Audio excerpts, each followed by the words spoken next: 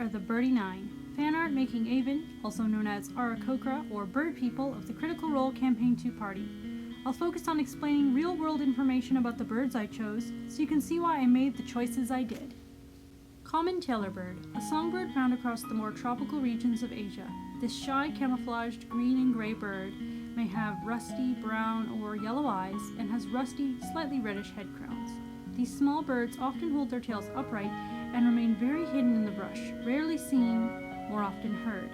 They sew their nests by using plant fibers and sewing them together with collected spider silk to make a protective cradle that the actual nest is then built inside of. It's an insectivore of the warbler family and has short, more rounded wings and has identical sexes, except that the male grows long central tail feathers during the breeding season, which it sheds afterwards. I prefer the term Aven for bird people, which is the term I've always used, but you can always use Arakokra if you like. For these examples, I'm using the original eye color more than the bird color for the eyes. As you see, I made a mistake with Not's name that I then had to correct. For Caleb, I had to choose the perfect bird, so I decided RedTailed Hawk. The red-tailed hawk is a bird of prey that adapts to various habitats. It's common and adaptable and available in 14 officially recognized subspecies. They are very common throughout their range and are one of the most common of all birds of prey. They vary in appearance and can look particularly different amongst individuals in North America. They can range from being nearly white to nearly black, but are primarily a mix of ruddy reddish brown and white, and even more red-orange on the tail. They have a highly generalized, adaptable diet, and overall they hunt rodents more than anything else, but are also known to commonly take birds and reptiles. In rare cases, they eat amphibians, fish, or invertebrates, which is more common in the young of this species than in the adults. There are many reasons symbolically why I believe the red-tailed hawk is the perfect pick for Caleb, but chief amongst them is the fact that it's primarily a rodent eater, which links him closer with his cat familiar Frumpkin, and the fact that the red-orange is a color I really wanted, not only so it would have the brownish tones to go with Caleb's hair color, but also because the orange color in the tail really links with fire. I wanted yellows, oranges, or reds to be on the bird I picked for Caleb, just to link with the whole fire theme that's involved with this wizard. I also made a version of this picture, as you can see, which has Knot and Caleb together, and I had previously drawn the knot and imported it. I then changed layers back to finish the bird version. I did a lot of effects to get the fire looking good in this picture and shining through the feathers on its own layers. I had to redo some stuff later when I mixed it in as a full group shot. Not getting too much into a spoiler aspect, I'm working out the pose first here before I change Molly Muck into the most obvious of all the picks, which is a peacock. Peacock is actually only the term for the male birds. The entire species is called a peafowl, and the females are called peahens.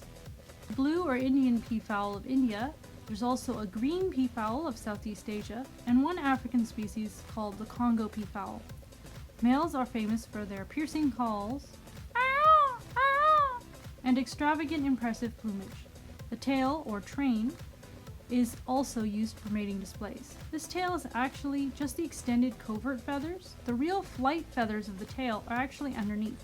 They're used to hold up this display train. This is used for a courtship ritual.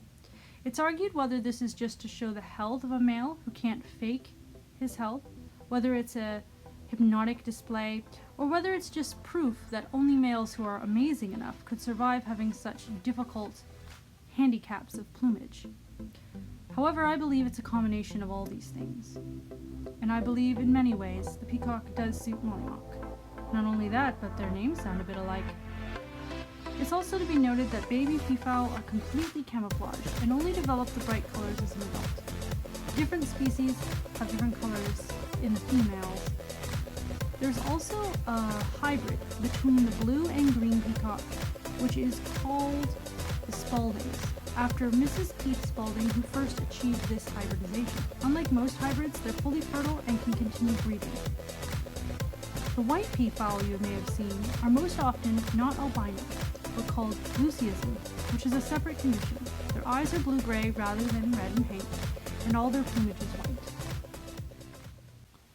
For Ford, who I'd previously done in another video, I decided the military macaw is best. This is also called a green macaw, which can be confused with the green-winged macaw. It's a large parrot, but is only medium-sized for the macaw family. It is a fairly common pet and is native to the forests of Mexico and South America, living in large flocks with a very long 50 to 60 year lifespan, even in the wild. They are often heard with their loud calls long before they're ever seen. They eat seeds, fruits, nuts, berries, and other vegetation. They have powerful dexterous beaks and can break the hardest of shells. They also dine on particular clay deposits which detoxify poisons from their diets and also provide dietary salt. Not only is it a bright green bird that can be known to have bright yellow eyes, it's also associated with pirates and sailors, so it should be obvious why I chose this bird for Ford. I also believe its beak more represents the falchion, which is his packed weapon, as a warlock. I also made sure to update the armor, as I did in my previous video, which included this fan art. Well, not the bird, but the regular half-orc Ford.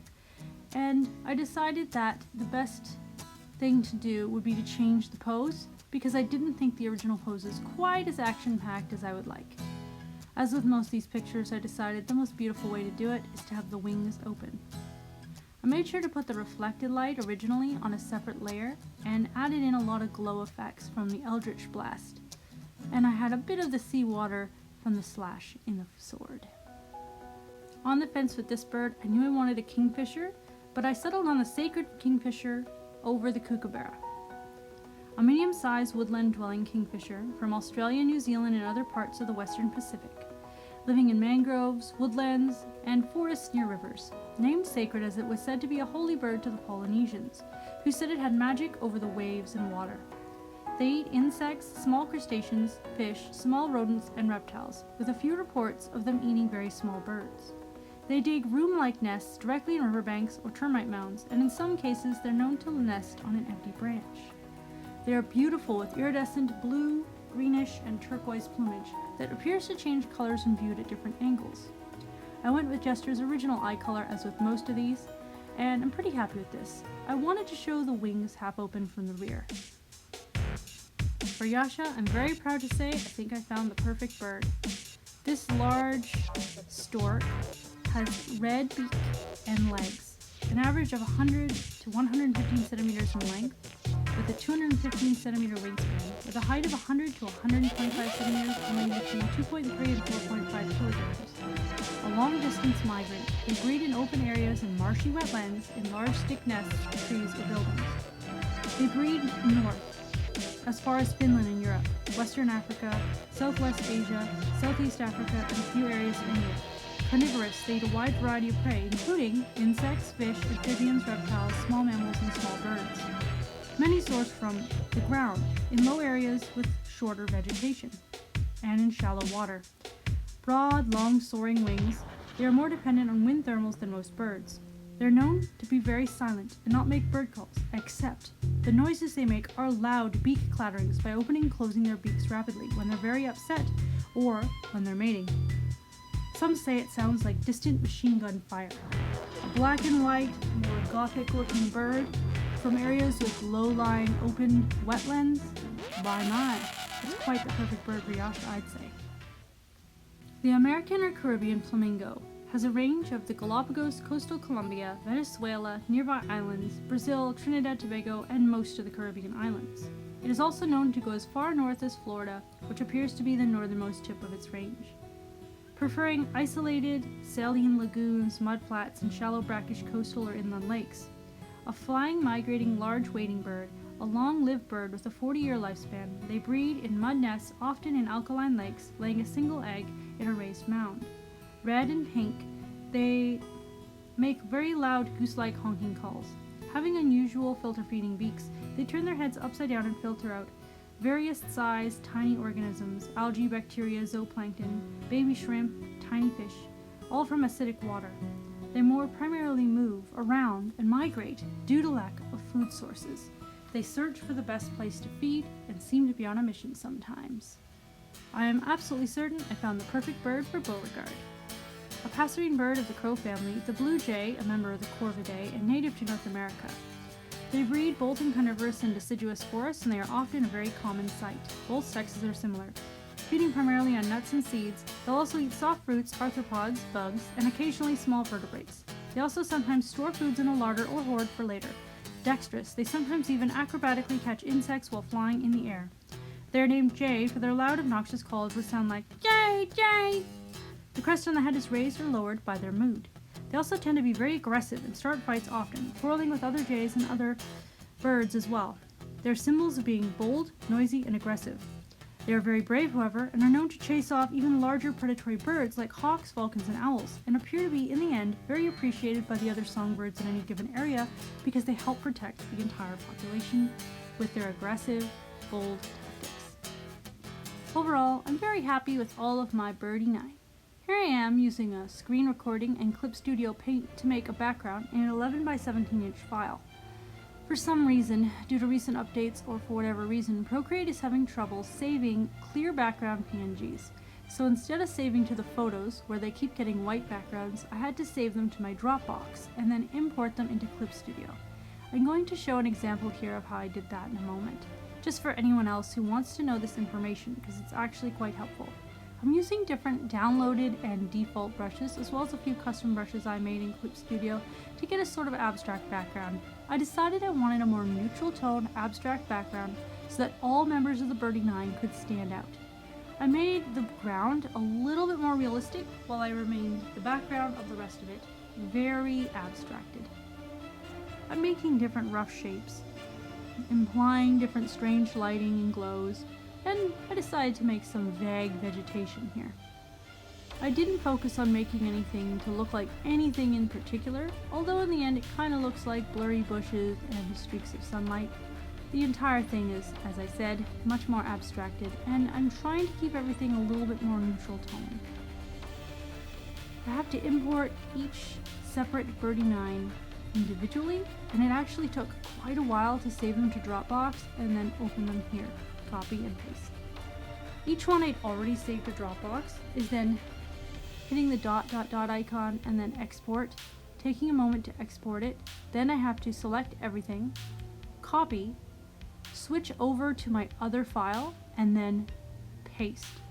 I did this for all the Birdie Nein, and they're all in their own layers.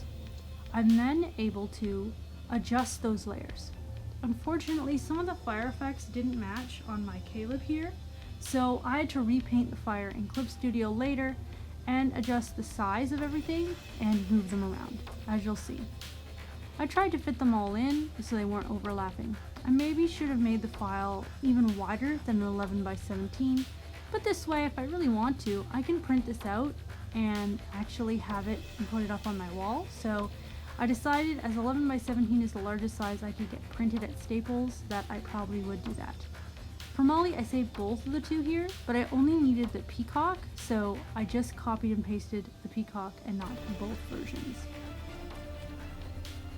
The other thing I had to keep in mind is how close to the viewer everything appeared, so things closer to the viewer appeared larger, and things farther away would appear smaller, to keep this perspective in mind. As you can see, the caduceus was actually a bit smaller because that file was YouTube video size rather than 8.5 by 11 like the other ones. Here I'm just arranging all the elements, putting the layers in different order and adjusting the sizes. Sometimes when something got in the way, I just made the layer invisible temporarily in order to have it not get in the way of what I was doing. I made several choices along this path where I decided the tallest two should be in the furthest back.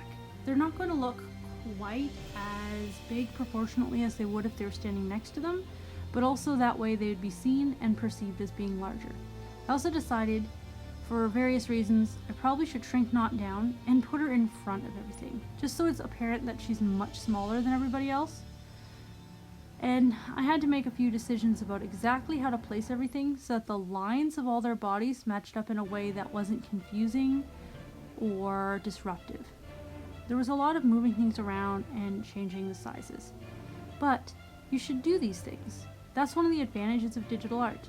You can also do the same sort of thing by literally cutting out pieces of paper and placing it traditionally, especially before doing a final artwork, to figure out the positioning of things. This is of course exceptionally easier digitally.